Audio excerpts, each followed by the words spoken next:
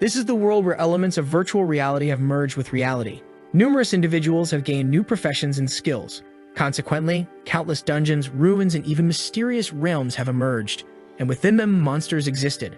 In turns, people can enter these places to gain experiences and equipment. However, despite the countless species of creatures, none come close to the existence of dragons.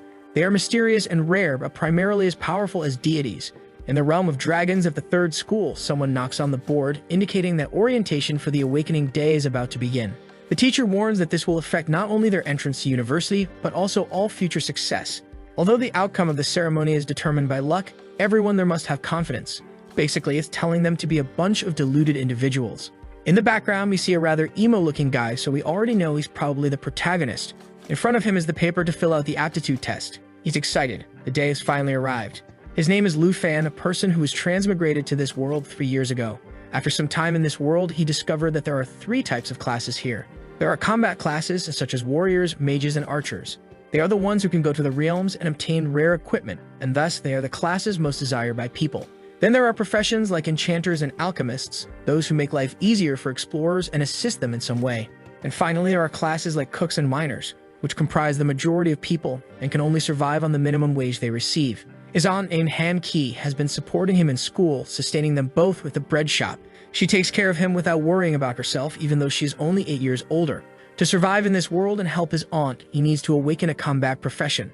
Suddenly, the teacher receives a call and informs the class that he has received information that the awakening platform is available, and they are going there now, and everyone is excited. But our emo protagonist is a bit hesitant. The teacher, whose hair looks like a headset, comes to ask him why he's so apprehensive. He's one of the best students. He doesn't need to be anxious. But well, at that moment, Lu Fan gets a shock. The treasure map system has been successfully activated. The teacher knocks on the table, asking if he's listening. He apologizes and runs off like a fool.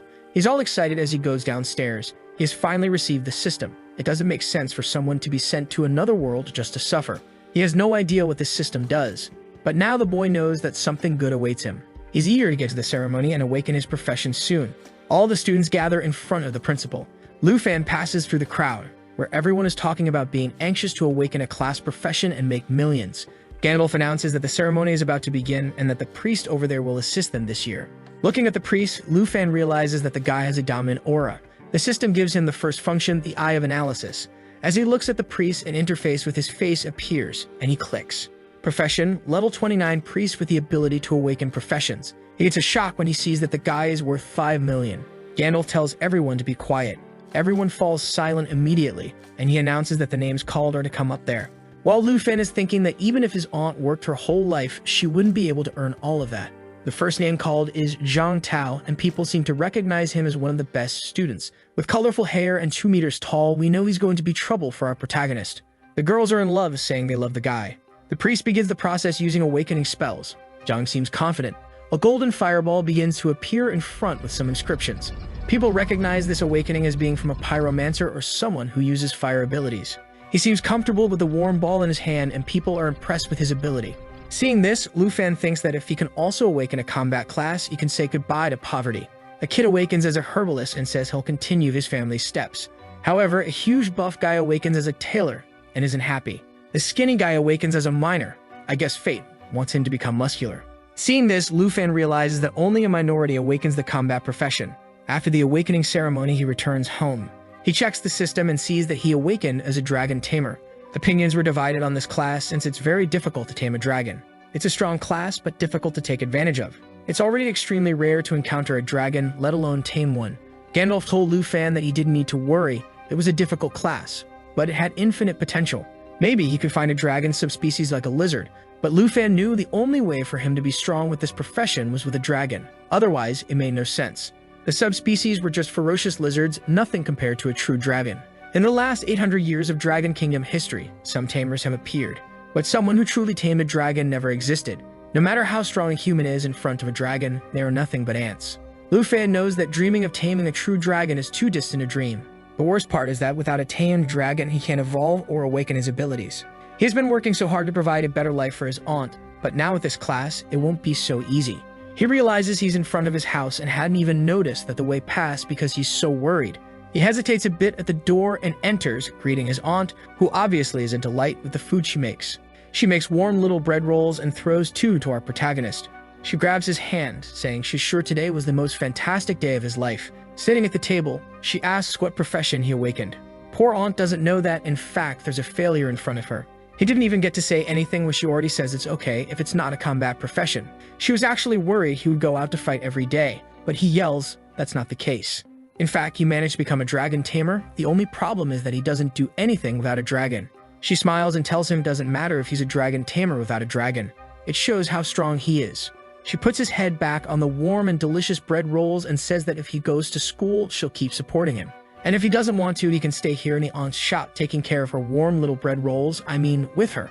The protagonist feels a bit embarrassed and she tells him not to worry and eat quickly before it gets cold. Some time later, he collapses on the bed. Remembering her hand full of wounds from cooking so much to support them both, he realizes he won't be able to get them out of this bad life. He hits the bed in anger. Damn it, why did it have to be such a good and bad profession at the same time? Suddenly, the system appears. Congratulations, you received the treasure of the first day. He gets scared because it shows that the treasure will be a divine level item. He remembers that the system's function was to help find treasure. So he clicks and the system shows. There will be beginner, intermediate, advanced, divine treasures, and by combining 3 maps of the same level, he can receive a map for the rarest treasure possible.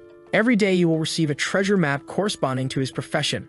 The profession he has is the worst of the rare ones, but it can be the best of all as long as he can take advantage of this system. This first map he receives, strangely, is of divine ranking. In other words, maybe this is his chance to change everything. He can't give up now and stay at the bottom of society. He has to go wherever it is. The map shows the location of the treasure on Mount Shibusen, a region from level 10 to 20. He knows it's not far from the city of Yangai.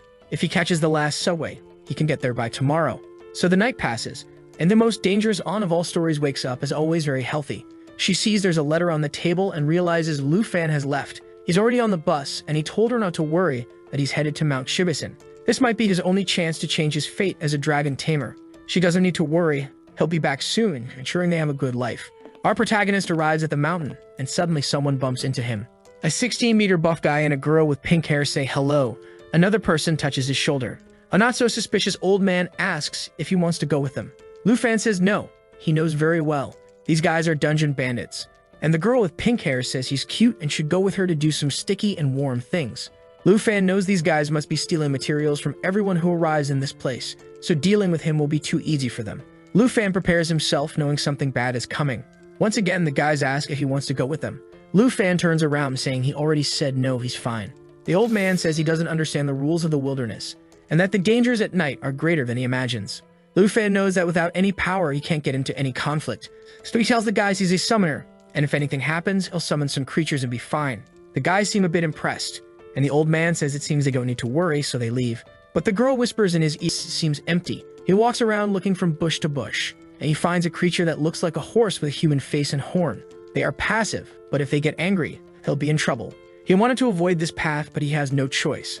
So he walks calmly through everything, praying not to be attacked. He's sweating but confident he's almost there, when suddenly he steps on a toad, making a loud noise. The horned horses stare at him. He starts screaming and tries to run. Now he's screwed. He'll have to escape from this. He manages to jump to the side and the animals pass, and he sees that the toad he stepped on is finished. But this made him realize that he can't even deal with such a simple creature right now. If he misses the map's opportunity, the destiny will be the same as the toad's. He sees on the map that it's showing he's on top of the location, and he gets excited when he realizes he really made it to the place. In front of 2 stone pillars with a red light, he enters to see what it is. And obviously, it's the only thing that can change the fate of a dragon tamer. A black dragon egg. He realizes it's cracking, which means it's about to hatch, but then he a thirsty gray fox. Furthermore, it can recover life by hitting him, and it makes it an immortal creature for him, as he can't cause enough damage at once. With no abilities, he'll have difficulty dealing with this. The fox is attacking him while he's thinking the only way out is for the egg to hatch. Because of this distraction, he gets a cut on his arm. He knows the fox, now that it's stolen his blood, will use an ability. It attacks again, and he uses the blade to defend, almost breaking it. However, now it's coming at him with the other claw, and he has nothing to do. To dodge, he throws himself backward and finds an opening. With the bent blade, he manages to stab it into the ground, receiving 120 experience for killing the fox. The boy is exhausted but has really dealt with it. Suddenly, he hears a voice saying it's impressive that he killed that. It's the group from before, and the old man says he's an amazing kid. Lu Fan asks why they're following him since he said he didn't want to join the group. The girl and the old man are worth 80 coins. What they want isn't that, they're staring at the dragon egg. Lufan is startled, and now he's screwed. It's his only chance to change his life. Before he can move, the giant and the girl are already face to face with him. He takes a punch and ends up dropping the blade, being dragged across the ground. Suddenly, the girl has the blade at his neck, telling him not to move. He's on the ground suffering from the 3 weapons she's pointing at him. Suddenly, the buff guy comes running and tells them to look at what he found. Lufan is startled, and the old man is shocked. The dragon faces the old man, and he's desperate. He looks back asking for help from Lufan and the girl. Our protagonist is impressed. He never imagined that a newly born dragon would be so powerful. She's startled and asks him what he's talking about. Is it really a dragon? Suddenly, blood spurts near them, and the old man who was there disappeared. In the dragon's mouth, you can only see the remains. The protagonist says she's an idiot and throws her to the ground, calling her feminism. Appears in front of Lufan as he tells her he's not a summoner. In fact, he's a dragon tamer. In the system, it appears that the contract with the black dragon has been established. Desperate, the girl begs, saying she didn't know it was a dragon egg. But Lufan doesn't forgive her, not even the hottie.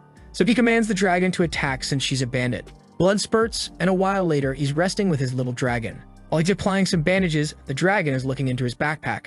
He grabs him by his little arms and lifts him, saying he's a very lively dragon. Now confident that he has finally reduced the distance from weakest to strongest. The dragon has just hatched and is already so strong. He can't imagine how powerful it will be when it has more levels. And touching his face to the dragons, he says finally dragon tamers won't be considered a useless class. He starts wondering about the most important thing. What will be the name of this dragon? Will it be Little Charcoal Ball? Black Diamond? He decides to give it a name when suddenly the dragon starts shaking in his arms. A red aura starts to come out and he flies. From the flames, a face appears. Red hair, a little tail, a little wing, and it turned into a girl. Thank God she's not the waifu of this story. Otherwise, the police will knock on everyone's door in this video. Lufan is impressed that she has a human form. She shakes her head there, saying obviously yes. In his system, it appears that the dragon has a formed contract. While he observes the information, she's eating dirt, clearly not right in the head.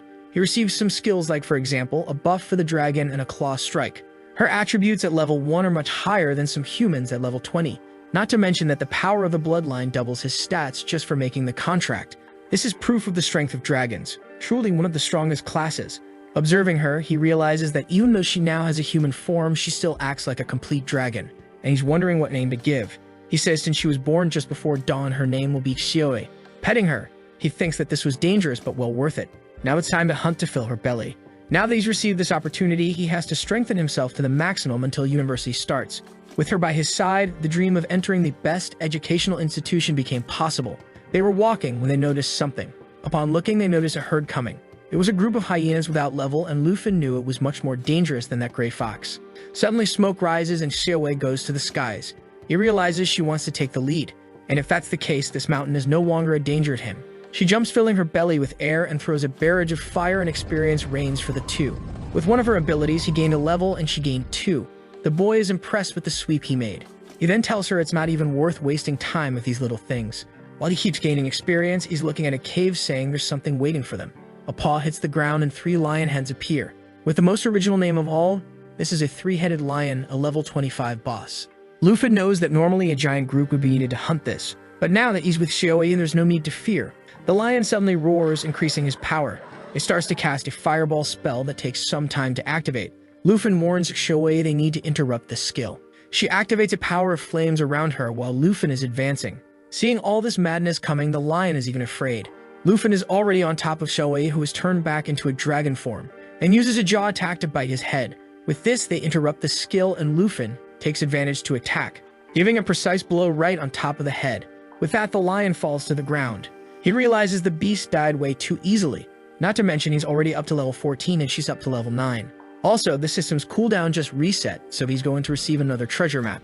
He's already excited to see what comes this time, and calls the little dragon for a stroll.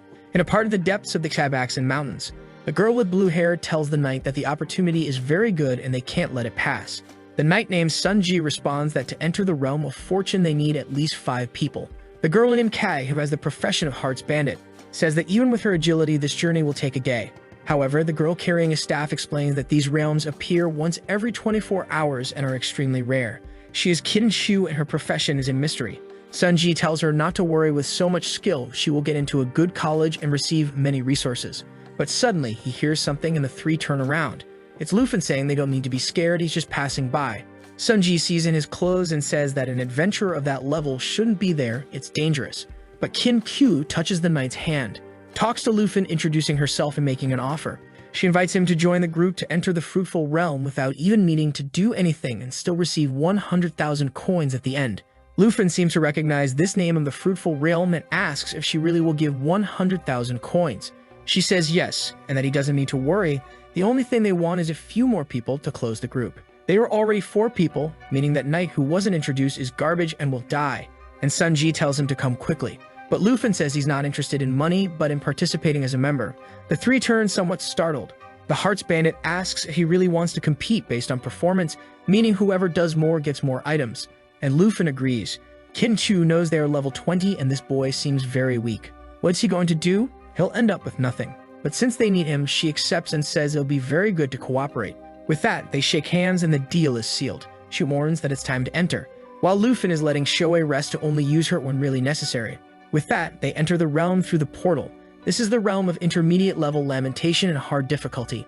Upon entering, Kim Kyu says that place is very silent, the only thing heard is their voices. Sunji asks Lufin why he doesn't have any weapons. He stretches out his hands and flames appear.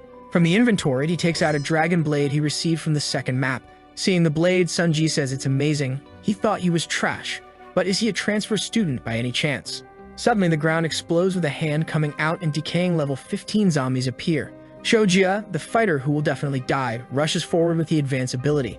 Sunji says he did a great job and starts cutting down zombies too. Seeing the group's formation, Lufin thinks they're really well organized. Suddenly, Kim Kyu raises her staff to the sky invoking lightning, and uses a Starlight Rain ability.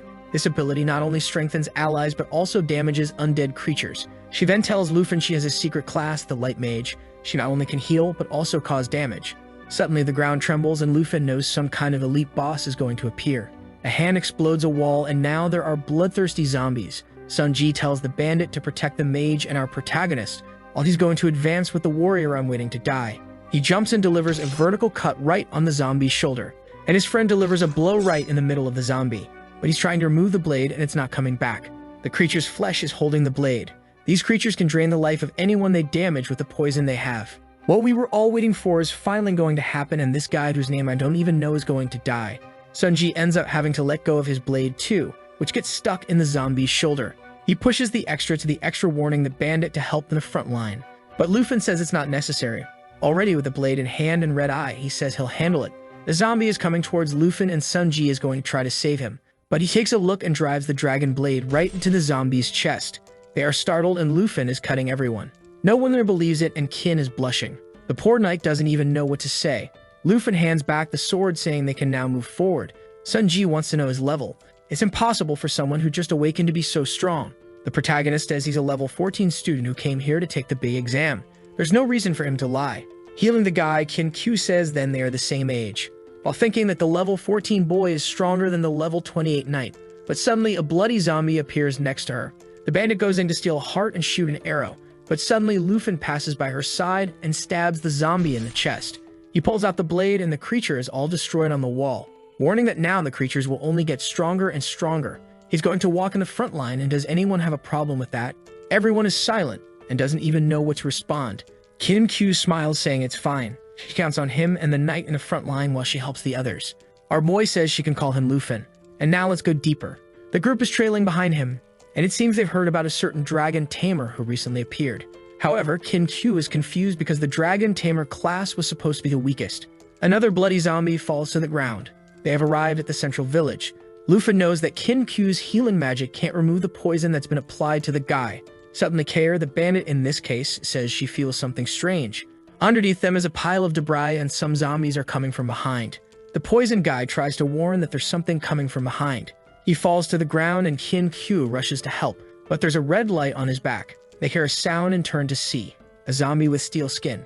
Kair recognizes that as the mystical guardian. Seeing that there are some bodies stuck to the creature, Lufin warns that they need to kill it quickly before it absorbs their friend. Samye advances with a moonlight cut. However, his blade can't even scratch it. Lufin is worried since the poison on the guy is attracting a bunch of creatures. He goes up and tries to stab the monster in the face. It seems to have affected it a bit, but it'll still need a few more attacks, as the creature has 40% more defense. One of the abilities he received with the dragon blade is dragon armorization. The steel zombie uses a charge ability to go towards Qin Hu. Lufin asks her to use blessing powers along with him. Activating the dragonization ability, his hand starts to transform, and Qin Hu raises the staff using the light ability. The strength of this hand depends on the strength of the dragon he has a bond with. With this, he strikes right in the middle of the zombie, while Qin Hu provides support. Half of the creature explodes and the people realize it's starting to disintegrate. Samye says that apparently this creature depends on continuous absorption to grow so big, while thinking that this Lufin is definitely a pro. Inside the zombie, a head with a giant eye can be seen. Qin Hu recognizes that as the main body and Lufin advances, he jumps towards the monster and delivers a fiery blow right in its face. The flesh disintegrates and an explosion occurs on its back, and the boy looks all stylish. Now the gothic girl is all impressed that the realm's guardian was truly defeated, while Qin Hu can't believe he really defeated a level 20 boss. From the monster, a treasure chest appears. Qin Hu approaches the chest, saying they'll follow the rules and apologizes for earlier. They didn't know he was so strong. Samye also says he's really strong and could have come here alone. He then opens the chest. Lufin is curious about what's inside. A strength potion, some antidotes for the poison, and a good quality bracelet that provides strength and resistance. Samye comments that this chest is very mediocre.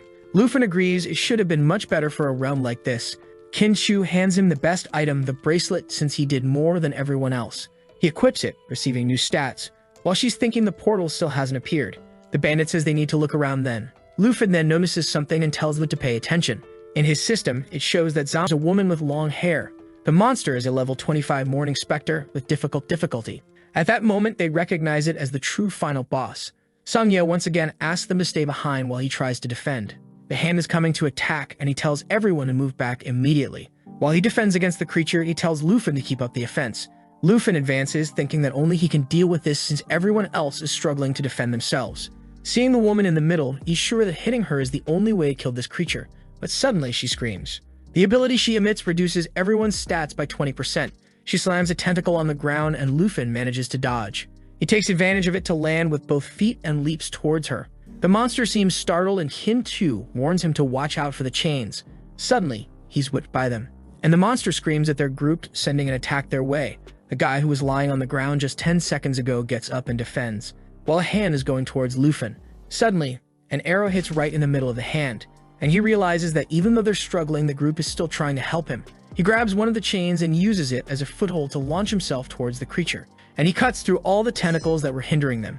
As a result, the monster writhes in agony and uses the whip with the chain again. He narrowly dodges it. He activates the dragon transformation in his hand and cuts the chains in half. They all fall in front of the group. Sungdae says they won't be able to handle it. It's better to retreat for now. Lufin asks Sungdae to take everyone out of there. Qin Hu asks what he's going to do. He says they don't need to worry, he'll just cover their retreat. Kair tells them to go quickly, while Qin Hu thinks they're not able to help at all. Lufin is opening a giant red portal beside him. The monster screams in his direction, but now the boy is confident, saying she can come out now. The hand that was about to touch him gets bitten by Xiaowei. The group looks back startled, and here comes the black dragon fighting the boss.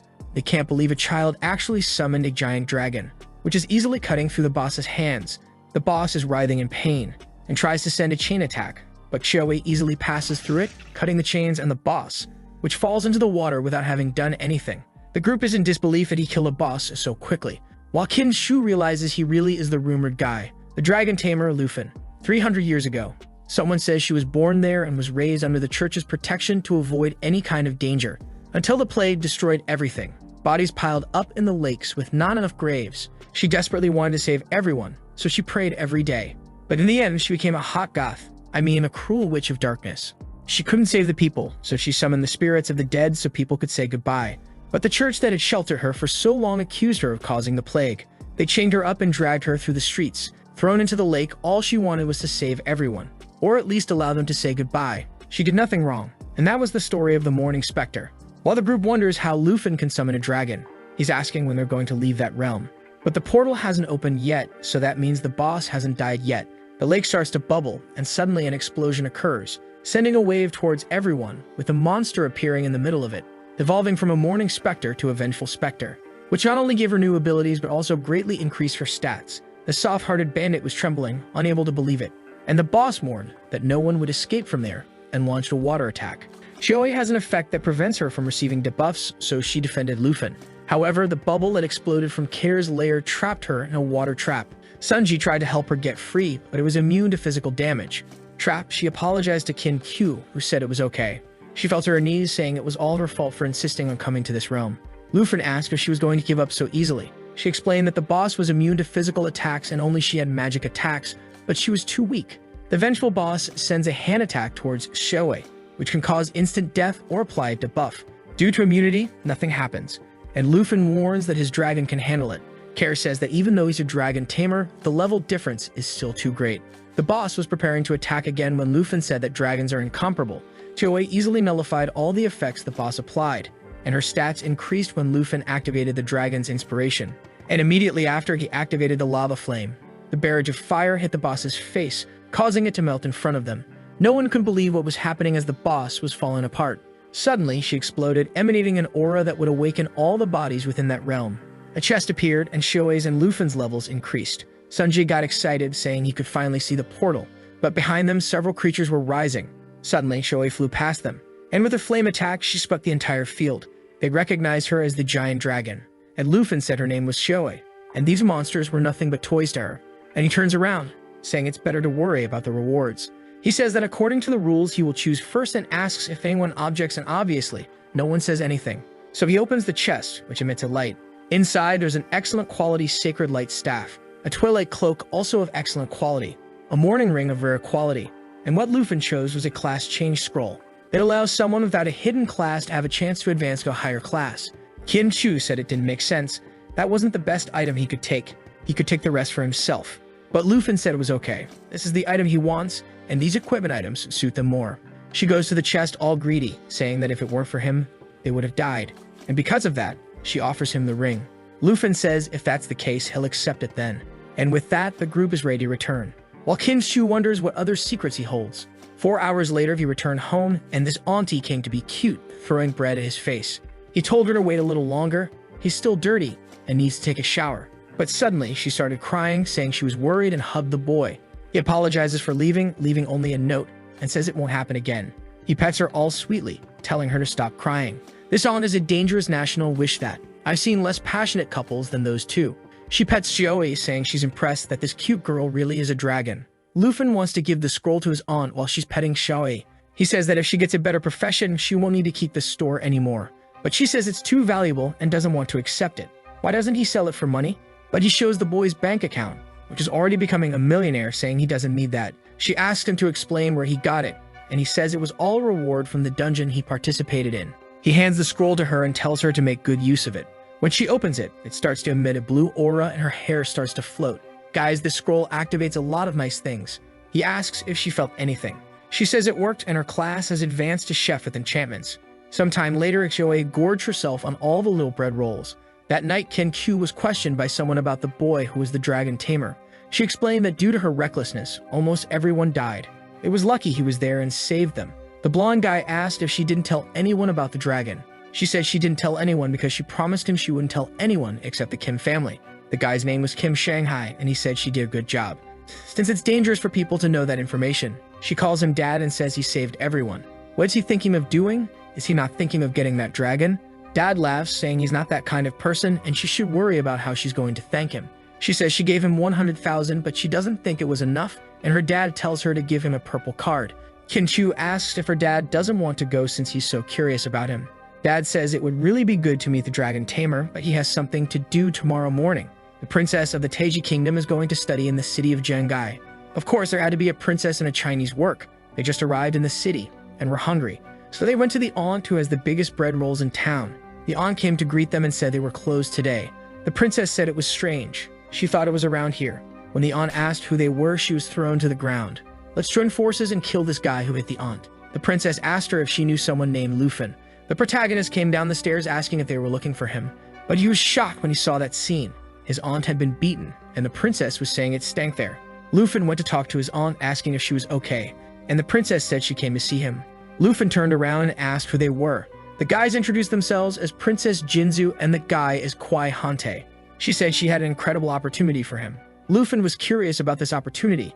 She said that being a dragon tamer must be difficult. He was shocked when they opened the briefcase with a dragon egg, and she said that if he accepted the terms, it would be his. She asked what he thought and said the conditions were simple.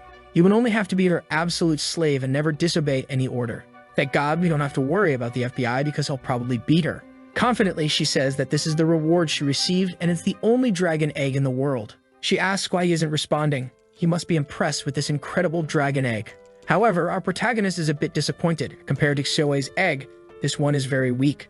With a look of dissatisfaction, he says that indeed the attributes seem interesting. The princess thinks he's an idiot who doesn't know how important a dragon egg is to a dragon tamer, while Lufin tells his aunt not to worry as he'll handle him. Jinzu says that without the dragon egg, he'll be useless. You should be excited about this news. Lufin says it's really amazing, but he refuses, disappointing the girl. Jinzu says he's refusing the chance to become her slave and still make history as a dragon tamer. Funny that she spoke as if the first part were a great opportunity. Lufin says that if that's all she's there for, she can leave because he's not interested in being anyone's servant. Kwai Hante gets angry, saying he's being disrespectful to the princess who came there. Lufin laughs, saying that being someone's slave is ridiculous. Suddenly, Jinzu points and says it's up to her knight to teach the kid a lesson. The aunt steps in front, telling them not to get angry and stop it. But the knight slaps her on the cheek. Good heavens, we're going to kill this guy. She falls to the ground with flushed cheeks, and Lufin goes to help her. Queen Hante says he deserves it for offending the princess and moves to punch the protagonist in the back of the neck. However, he suddenly summons the dragon blade and warns that if he hurts his family, he'll die there. The aunt tells Lufin to stop being reckless, and Jinzu tells the guy to attack him again and stop. Jinju has the power of a spirit witch. Lufin realizes the guy has become a monster. Qin Q steps in front of him, saying she'll help. Hante jumps to crush them both, and the protagonist asks Qin Q to take care of his aunt. He narrowly avoids the attack. Lufin knows he'll have to use his dragon abilities to deal with this now. Jinsu tells the knight to kill the kid, and that'll ease her anger. Hante is confident, but Xiaowei is coming to help, already beginning a dragon transformation, startling Jinsu. And in the middle of the city, she turns into a black dragon. Lufin warns it's his turn now. Jinsu starts casting a spell to stop the dragon. However, Xiaowei roars and her ability is interrupted. Under her paw, Hante is already crushed. She tosses him aside, and Jinju can't believe it. On the ground, he apologizes, saying it's impossible to win this. Lufin approaches and asks her if she was the one going to kill him. Desperate, she says he did something very wrong. She killed his knight, and he has no idea what will happen. He'll become the enemy of the Taiki kingdom. Lufin asks if she's really trying to scare him, especially since she came here to hurt his family. Xiaowei starts to conjure a fireball, and he says he doesn't care if she's a princess. Even if she were a goddess, she would have to pay with interest. That's what happens to those who hit the aunt of the warm bread. However, from the sky, someone on a griffin shouts for him to stop. It's Qin Ku's father, and she tells him to be careful. Xiaowei looks in his direction with the fireball. Lufin tells her to stop and cuts Jinzu's staff, while the griffin is passing by Xiaowei, who's just giving a glance. The guy descends from the griffin and tells Lufin to hide the dragon since many people are watching. From the back, Qin Q tells him to obey her father already. So Lufin orders Xiaowei to untransform, turning back into a little dragon. While Qin Q is calling the protagonist, her father goes to talk to the princess. Talking to his aunt, they hope her father can handle the situation. But Lufin already knows things won't be so easy. Shanhai says it's the first time he's seen the protagonist and he's already causing trouble. Our protagonist apologizes, saying it wasn't his intention. The aunt asks Shanhai if he managed to resolve the situation. Shanhai explains it will be complicated since her family not only has numerous businesses, but also holds a high position in this kingdom. Lufin says he doesn't care how powerful she is. He won't compromise his dignity because of a dragon egg. Shanhai says he's a good boy with integrity. He doesn't need to worry because they have a way to protect him. However, he can't do it alone, so he has a condition. Everyone seems curious, and Lufin asks what condition it is. Shanhai warns that he'll have to become the champion of the Southern Province in the grand exam, while Shanhai delays the princess as much as possible. Qin Xiu says it's very difficult with all the best students from the entire Southern Province, but Shanhai warns once again that he'll only protect him if he achieves that title. Determined, Lufin says he accepts the condition. Meanwhile, in the hospital, Jinju is walking around desperately asking why that guy hasn't died yet, and says to pass the order to the family to kill him. The next day was the grand exam, and everyone there was talking about the items and abilities they had. But everyone was stunned when Lufin showed up, but nobody there knew he already had a dragon, so they found it ridiculous that he had the courage to come there just to try to get into a university. Lufin thought he was too lazy to deal with all this nonsense. Gandalf appeared and told everyone to be quiet, and warned that the exam for the Southern Province was about to begin. Lufin is waiting to transform all the scrolls he's receiving into one of better quality, when suddenly someone asks if he's really going to participate in the grand exam. When he turns around, it's that teacher from the beginning who gives him a teleportation stone. The teacher says he believes in his determination, but he warns him to be careful because it's a place where people can die. Lufin knows that the points you earn in this exam are determined by the difficulty of the portal you enter, and he's aiming for first place. Selman calls him, and when he looks, it's Qin Chu bringing another curvy girl named Xiaoman, and she's extremely strong. Blushing, she asks Lufin if he wants to team up with the two of them, but her friend doesn't seem to like it much. However, he apologizes, saying he'll participate alone this time and wishes them good luck. Sad, Qin Chu also wishes him good luck. While she thinks that with the strength he has, she would only be a hindrance, her friend wants to know why she wanted to team up with the person who is the weakest here. Qin Chu says she doesn't know anything, and for sure this year he will be the strongest in the south. So Lufin stepped through a portal. All the students were gathered under a dark sky where the exam would begin. Gandalf appeared on the projector and said the places were divided into normal, difficult, terrifying, and nightmare, and they should use teleportation stones to enter. In the normal level, the creatures are just projections and you can't die. In the difficult level, monsters are real and you can use a teleportation stone to escape. The terrifying level gives 3 times more points, but it's extremely common for people to die, so it's not recommended to go alone. A guy named Hongwu says the top one this year is his. Showman recognizes him as one of the best in this province, and indeed he has a chance to be in the top one. The other students feel discouraged having to compete against him. In the observation room, people seem to believe that Hongwu is indeed the most formidable student of the year. The bald guy says he's also keeping an eye on Miss Qin Hu. She seems promising. Gandalf had high expectations for Lufin. It's a pity he awakened such a bad class. Qin Hu's father says he has a very promising person in mind, the dragon tamer Lufin. Gandalf is incredulous upon hearing this name, and the guy beside him says the boy hasn't even entered yet. He'll probably give up this year. Besides, Hongwu already has 3,000 points and is in the top one of the ranking. Gandalf says apparently he's not giving up but waiting for the highest level portal. The sky turns red and they can't believe he's planning to enter the nightmare difficulty alone. Lufin is smiling while the guys reveal that no one has ever entered the nightmare and come out unscathed, but he's teleported to the skies. Gandalf is trembling, saying the last person who entered the nightmare was 8 years ago, and he had a miserable death. The bald guy says it's ridiculous. Apparently they didn't educate the boy properly, and you should know what happens to those who enter the nightmare. Confident, Shanghai says it's too early to draw conclusions, and they should just watch what happens. Gandalf is curious and asks Shanghai if he has so much confidence in the boy, while thinking it's impossible that he really achieved that. Lufin appears on the first floor of the nightmare difficulty. The fog is dense and can't see anything, but he feels there are at least 10 creatures. Some humanoid black wolves at level 10 appear and attack him. Lufin seems confident, saying that everything is just beginning now. A slasher's blade cuts through all the creatures, and with that, he completes the first floor, earning 990 points. The old bald guy is incredulous that he really won with just one attack. Gandalf asks if he really found a legendary dragon. Lufin still has to climb quite a bit in the ranking. Suddenly, a guy with a red briefcase enters the room. The old ones can't take their eyes off Lufin's performance. The guy in the suit shouts to everyone and introduces himself as someone who came to investigate from the city of Langu. He wants to know where the dragon tamer known as Lufin is. His name is Qiangxiang, and he's a level 57 swordsman. In the tower, several vines are cut and Lufin is progressing smoothly. One of the maps he had made was with the treasure there, and he finally located it. In the midst of all the plants, he manages to locate a book of accelerated growth skills. When used, his pet gains double experience. Lufin realizes that this will obviously be perfect for Xiaowei. After all, he had noticed that she had difficulty leveling up, so this will help a lot. Qiangxiang is looking at the screen, saying that Lufin is in their school. They'd better interrupt this test now and call him here. Gandalf says the test is something very important for all students, and as the director there, he can deal with whatever problem the boy has. Qiangxiang then asks if he will deal with the punishment he deserves. The old man is curious, and Qianhai asks him what he means by the punishment the dragon boy did. Qiangxiang tears off his arm, telling him not to come closer. However, he should know that if he tries to keep protecting this boy, the whole Jin family will go against him. He pushes him, telling him to get out of there, and tells the director to bring the boy now. Qianhai lights a cigarette and says that after Lufin's secrets are exposed, neither the Jin family nor the superiors will care. Qiangxiang asks what secret he's talking about and says he's going too far. But Qianhai grabs his arm and warns him that if he wants to go that far, he accepts this punishment, while revealing a deep dependence on cigarettes since he doesn't even drop the thing in the middle of the mess. Qiangxiang warns that he'll report his actions to the Longdu superiors. Gandalf asks him to calm down, and Qiangxiang wants to know why so many people are defending this kid.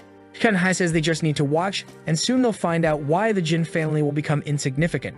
Qiangxiang is startled when he realizes that the boy chose the nightmare difficulty.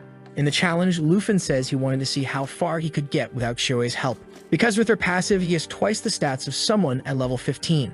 But maybe it's a good idea to bring her along because then she also gains experience.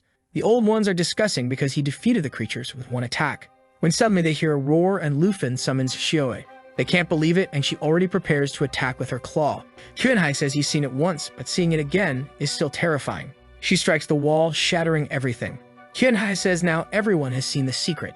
He's the first dragon tamer in history to have a dragon. Gandalf is sweating, incredulous that he really managed to tame one.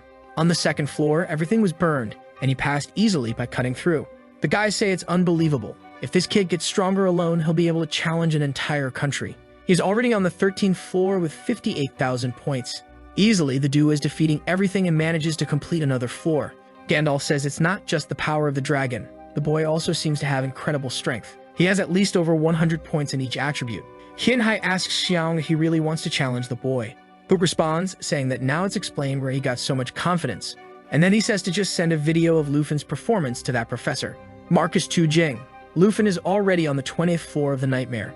Some Black Knights seem to follow a busty monster as always, a level 15 creature called Black Sacrifice. Lufan grabs Shoi's chin and says she's about to level up, and activates the lava flame. The explosion is sent and the creatures are evaporated, with the 20th floor being completed. She goes up to level 11 and Lufan to level 16. With that, he already has 98,000 points.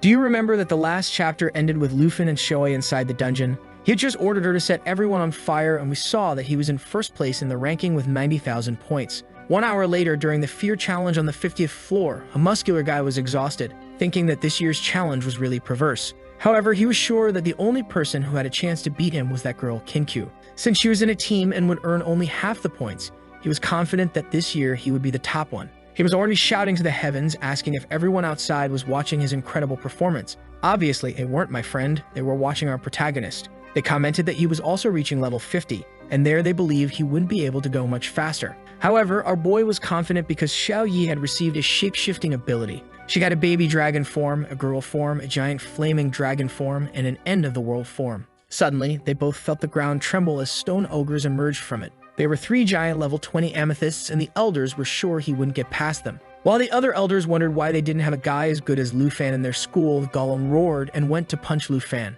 However, he was smiling, thinking that things had gotten a bit tougher in the middle of the tower. Xiao Yi punched, stopping the golem's punch. He immediately ordered her to change to the end-of-the-world form. A red beam of light shot up, and the elders wondered what he was up to this time. Xiao Yi had risen towards the sky, and the transformation was happening. Her eyes started to resemble the one from Lord of the Rings. She advanced to the end-of-the-world form, and her strength went from 400 to 2,900. The elders didn't even know that dragons could change combat forms. They were all scared of our boy's strength. Once again, the golem came to punch, but he easily dodged. He was activating the pet inspiration that increased all his points by 10%. But to be honest, it seemed more like 30% from the numbers. He then ordered her to bite the golem's head, and it was a perfect hit. The elders were incredulous that it had been damaged so easily. Professor Gandalf was sure that to do something like that, it must have had more strength, and Gandalf asked what he thought of the dragon. The guy said it was hard to estimate, but it seemed that in the form change, she must have at least 2,500 strength. The muscular old man said it was impossible. How could a kid that age be stronger than all of them there? While Gandalf was thinking that he had already expected something like this, the elders warned that from the 50th floor on, the X+1 function activates. Gandalf said this was established by those who first created the tower. Basically, after the 50th floor, you always encounter a boss on each floor. This makes advancing any floor beyond that extremely dangerous. And obviously for Lufan, who will only face bosses on nightmare level, is even more difficult. The guy smoking a cigarette said to stop talking and better watch Lufan, who at that moment was finishing off another boss. With that, he and Xiao Yi leveled up again. However, he was starting to realize that each floor was getting much more difficult. But with Xiao Yi in the World Destroyer mode, he didn't need any strategy. The elders were commenting that it was unbelievable that he was already on the 70th floor, while another one imagined it was possible to pass the 80th. But now seeing how he was doing it, the truth was that it was quite simple. He set fire to the fleeing creatures. A big-mouthed worm came, and he used the blood transformation. Xiao Yi grabbed it, and it was over. He leveled up to 19, and the 83rd floor was completed. In the room, they were discussing if he could overcome the great final challenge. The great geniuses of generations always managed to get there, but all lost in this last challenge. However, Gandalf was confident, saying that Lufan was different. He would be the first in the last decade to conquer all 100 floors. Some still doubted until one of them announced that he had reached the 99th. Walking through the dungeon, he found himself in front of a throne. Around the throne were 4 headless knights. Suddenly, the candles in the place lit up, and a headless knight with a blue flame arose. It was a level 55 boss that brought the end of the world. Lufan had heard about the kingdom of the headless knights, and it was an extremely difficult mission. Interrupting his thoughts, the knight advanced, activating a curse on Lufin that he would die automatically if his health dropped below 75%. He found himself in a difficult situation, but since there was no control skill, all he could do was charge forward and deal with the 4 at once. The Headless Knight unleashed the Pantheon skill from League of Legends, but our boy easily dodged and approached the first one, delivering a slash right in the middle of the armor. However, to reach the 100th floor quickly. In front of the fireball, he told Xiao Yi to finish it, a ridiculously overpowered attack because it caused damage and also restored her health. The poor knights tried to resist but soon began to be vaporized, and the 99th level was cleared. Once again, they leveled up, and now the Elder was eager to see what would happen on the last floor. The Smoker said that today would go down in history. Gandalf, on the other hand, was beginning to get apprehensive. The 100th level on Nightmare difficulty was theoretically impossible. He approached the throne and raised the sword when suddenly a strange red aura began to envelop the place. His weapon disintegrated, and he quickly realized that it was the last floor. In a split second, he found himself once again in front of the throne, now surrounded by the undead and with the king sitting on it. The monster was the level 60 Emperor and World Annihilator. Seeing that they would have to face multiple creatures, Lufin decided to test the destruction mode. And the rascal was still smiling confidently. He pointed to the king and told her to switch to the destruction form. The dragon roared and her body was covered in flames. With that, her physical strength had dropped, but her spiritual strength had increased to over 7,000. The old men who had been impressed for 30 minutes were once again in disbelief that she had another form of evolution. The Headless Knights pointed their swords and told the undead legion of 500 to advance on Lufin, but he told Xiao Yi to use her new ability. While he fought the undead, the activation was being prepared until he turned and told her to activate the Cataclysm. The undead were now just dead. The kill count was rising by over 100 per second, while the old men watched our boy running towards the king.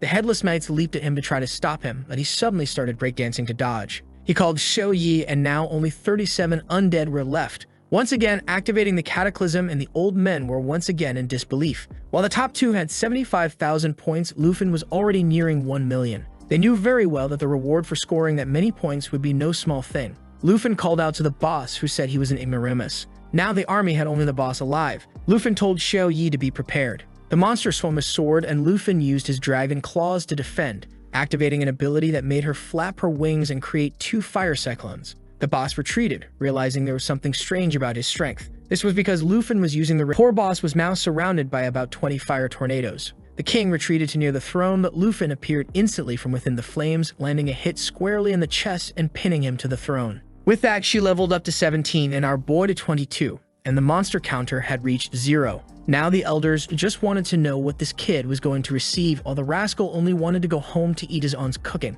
Delicious. He was congratulated for completing the 100th floor, and the first item he received was an Ice Dragon King's Fury skill book, a ring blessed with a wind spirit, and a cloak that granted resistance to fire and ice elements. Now it was just a matter of going home. Exiting through the portal, he was eager to see what the results would be, until the elders came up to him, saying he was the pride of the school. While the elders scolded each other for doubting him, our boy was confused. Kin's father came immediately, saying that even knowing how strong he was still surprised. Lufin only mentioned that he had met the conditions he had asked for, meaning he shouldn't have any more problems with the princess of the Taiki kingdom. Shanghai replied that he could rest assured that it was resolved, and the man in the white hat overheard the conversation and left immediately. There, they were talking about how no one had broken the record for over 30 years. Meanwhile, in the Dragon Kingdom on the northern border in the level 60 region, a man was watching our boy's performance while drinking a bottle of wine. He looked like Reinhardt from Overwatch, but he was actually Marquis Tu Jing. Someone knocked on the door. White-haired boy said it seemed they had been receiving once his mission there was over, it would be great to meet the future legend. But staring at a red globe of light, he wondered if this would ever end. Meanwhile, in her room, Princess Jinzhu had just discovered that Huan Shanfeng had lost all his positions. However, the person on the phone informed her that they had found another dragon tamer in the city of Qinzhou. She got excited, saying she hoped it was someone who understood the situation she was in. Hong Wu, the muscular guy, was now finishing his test with 89,000 points. The poor guy was exhausted, thinking he barely made it out alive. However, he was confident, having passed 72 levels, so he was sure he was top 1. He saw the elders with their backs turned and wondered what was going on there, already imagining that as soon as they saw him, they would all be praising him emotionally. Full of confidence, he called for the director, who asked if he had finished. He said yes, scored 89,000, and was sure he was top 1. The director just put his hand on his shoulder and said it was okay, he would still get into one of the top 10. Han Wu was confused about why the director was speaking with such a pitying tone. At that moment, he concluded that this was a lesson to stay humble and not let being top 1 go to his head. 7 days later, it was the date for the announcement of the exam results. Everyone wanted to talk to our boy and his aunt. Shanghai appeared, and she replied that it was better to talk inside. The official announcement showed that Lufin was in first place,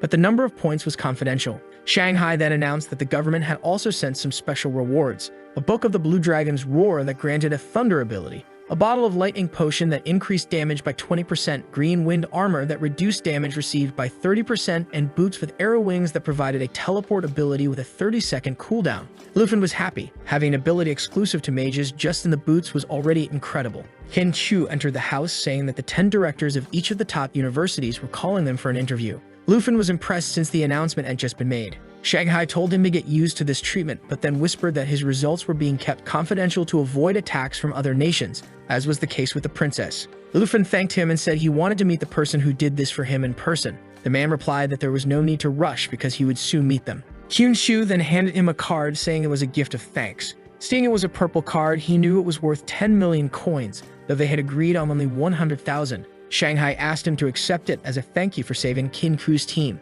She then shouted for them to go to the village. Lufin was confused, but she pulled him, saying he had to meet all the representatives. Meanwhile, in a nearby forest, Jinzhu was asking Hong Tai what level the guy was at. He replied that he was at level 19 and the dragon at level 14. Smiling, she said that tamers were really different. The dragon she once wanted to give to Lufin was now in the hands of another guy. The white-haired guy was named Chen Tianzi, and the boss in front of him advanced. He jumped and sent his dragon to advance. A tail strike made the creature fall, and he went to lance its chest. With that, the dragon leveled up to 15 and he to level 20. The princess praised his talent, and he responded, saying he hoped not to disappoint her. She informed Hong Tai that the dragon's lance would be given to the guide, who said it was fine. Chanzi thanked the princess, saying that with the dragon, the lance, and her buffs, he would defeat the guy who ranked top 1. Chanzing had scored 210,000 points, and she estimated that Lufin had around 300,000. So with all these new items, he would surely win. Remembering the humiliation she endured, she ordered Chanzi to kill the protagonist and steal a black dragon. She pointed at him, saying he would become the strongest tamer in history. Chanzi replied for her not to worry, it would be an honor to serve as her knight forever. Our boy was now arriving at Kinpui that if he entered her academy, he would have the right to compete in the national exam. The other said it made no sense, as he was just entering college, so how could he compete at the national level? But that piqued his curiosity. She explained that the national exam involved 23 countries worldwide, each allowed to send one representative under the age of 25 to compete. Of course, the rewards were extremely rare treasures. The priest and the gray-haired girl kept saying it was too much for someone just entering college, but our friend with the piercing insisted that from what she saw in the exam, he had the potential for it. Lufin knew that this wasn't just a competition with great prizes, but also a chance to elevate himself to the rank of the strongest. At that moment, the system updated, indicating that he had received a treasure map. He was thoughtful because the first one had led him to the Black Dragon Egg. The map showed it was at the Dragon Capital Academy in a safe region. Gohan was about to increase her offer, but Lufin immediately said he had decided. He would go to the Dragon Capital Academy. 4 days later, he was closing his aunt's shop. She said she never imagined she would leave there and was a bit reluctant about not having to work anymore. But our boy told her he would take care of her. He was assembling the perfect team, and 2 girls in the car were already calling him Two. Of course, all of them applied to the same academy as him. Kin Chu said she hadn't applied there, but her friend revealed the secret. Lufin cared so much for his aunt that he even contacted Gohan to get her into the academy. It's the first time I've seen someone bring their aunt to the academy. Considering how delicious her food is, I'd say he's smart. He'll always have good things to eat. Look how she thanks him, clinging to the boy and crying with joy. Everyone gets in the car, and before getting on the plane, our boy thinks about how he promised to give his aunt a better life. And he will. This is just the beginning. Sometime later, they are impressed by the Dragon Capital City until someone calls for the princess, and Lufin turns to see who it is, coming face to face with Jinzhu and her 2 lackeys. Hong Tai looks confused, and Lufin wants to know what they are doing there. Chanzi immediately wants to charge at our boy. Even the princess tells him to calm down because it's not time yet. The girls are all worried, wondering what the princess is doing there. At that moment, Gohan appears, saying both groups arrived together and tells them to come on. She says it's a coincidence that the 2 dragon tamers are the first and second in the ranking. Lufin is shocked, not expecting someone with the same profession as him. Chanzi says he's been hearing a lot about him. Lufin turns to Gohan and says they can go see the school now. The princess responds that they prefer to explore the place alone. She then shows that the first-year students area has more than 30 villages, with the best ones obviously reserved for the highest-ranking ones. Lufin's village will be there, while Tianzi's will be at number 18. Our boy quickly realizes that Tianzi probably accepted the terms the princess offered him and thinks it's shameful for someone in the same profession to stoop so low. The girls then say they didn't make the top 30 and ask if they'll have to look at the dorms. Gohan replies that they will, but the aunt gives a soft squeeze and asks if they can't live with Luffy. Gohan says there's no rule against it as long as the person who owns the residence doesn't mind. The aunt asks if he isn't tired of eating her warm meals. Our boy responds that he isn't tired. He enjoys eating everything his aunt makes. She pulls the other two and says they'll be a perfect team and all live together. Seeing he has no choice, he invites them, saying it would be better for them to be close anyway. Kin Chu, from a forbidden angle, says it's okay, and her friend says that the houses will indeed be much better than the dorms. While the aunt talks to Kin Q, her friend comes up to our boy and says they'll only be living together. But don't get any ideas, she said as they stood in front of house number 2. The sister notified him that the treasure map was nearby. He turned to Gohan and asked who lived there. She said she only handled people from the southern region, so she didn't know very well. The only information was that it was a very dangerous goth girl. Man, Luffy is unstoppable. He immediately sent his aunt and friends to his house because he wanted to meet the neighbor. His aunt smiled and told him to take a gift to the new neighbor, but he replied that he was just going to meet her. His aunt thought Luffy had changed a lot. As soon as he heard it was a girl, he ran to meet her. Kin Ku's friend was impressed. The boy had 3 girls at home and still ran to meet the neighbor. He rang the doorbell carrying a cake his aunt had made for her. When the girl opened the door, he introduced himself as Luffy, the #1 from Yangai City. It was obvious she was extremely dangerous and carried high-density weapons. My warrior was ready for extracurricular activities. She said nothing, and he said he brought a gift because they were neighbors and he wanted them to get to know each other better. Silent as she was, she just took the box without saying anything and then just mentioned the province and that her name was Jiangying. The woman said 2 words and he was already thinking her voice was very cute. I didn't know our boy was so bold. He already asked to come in and asked if she could offer him a glass of water. She said, support dragon. The most impressive part was that it had a Jade Dragon lineage ability that doubled the abilities and extra points someone received for having a connection or being a dragon, in addition to 5,000% life recovery.